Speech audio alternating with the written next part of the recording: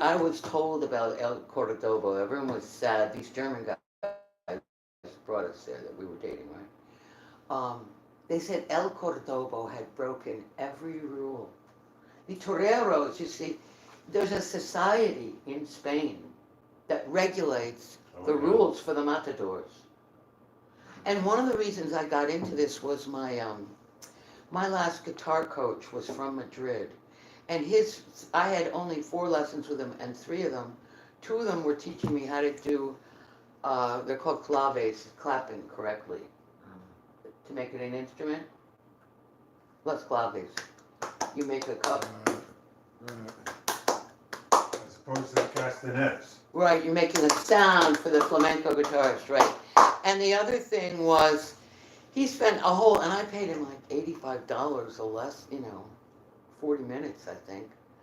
I remember I was always writing my last check on for him. One whole lesson, he brought us into the kitchen. He got the broom. He said, I'm going to teach you how every flamenco guitarist first learns. And he spent, like that whole lesson, I had to sweep through him making the ears of the bull. He said, you have to get the feeling of the matador and the torero's life. Oh, yeah. Oh, wow. To get that feeling of the passion that rises in people. So, El Cordobo, he wouldn't do the ponytail when he went into the ring, the little ponytail. I mean, he wouldn't do a lot of the stuff. He would wear the bolero, all right? And the suit of And he would wear the suit. But his hair was just a big, long ponytail down his back. And when it came to all the rules of the passes, it was almost like samurai rules of how you handle the sword. He was just like dance up. He would break all the rules. He'd get way too close. A trickster, subversive. No bull could survive El Cordobo. Every time he went into the ring, the bull was gone. The people went nuts. That's why a cigar was named after him. El Cordobo. Oh, yeah? You never I heard don't of know that, cigars, yeah. But what I loved about him was that he made more money than any bullfighter in history made. And when he retired, because they started putting him with little bulls, I mean, not big, mighty frogs. Yeah. He retired. During his career, he had bought up the ganaderias all over Spain, many of them, and joined them together, took the boundaries down, and let the homeless poor people of Spain, particularly Spanish, people that had survived through the Republican Revolution, against Franco, but anyway, they were all welcome. The way Mr. Johnson did was the best.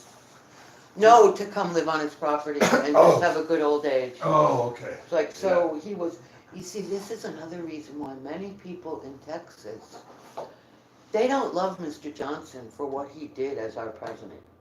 He has a terrible reputation around here as a politician. Oh, really? Oh, the stories. Too When I liberal? was getting, well, it was just the deals that he was cutting, he was ID'd as corrupt, okay? That, that's not the Texas way. But anyway. Yeah, he was a good old boy, but then he became a Washington guy and whatever. Yeah, and he started cutting a lot of deals that, And he didn't run for a second time, but we needed him to run. We needed him to win. He bailed out. He let Kennedy down.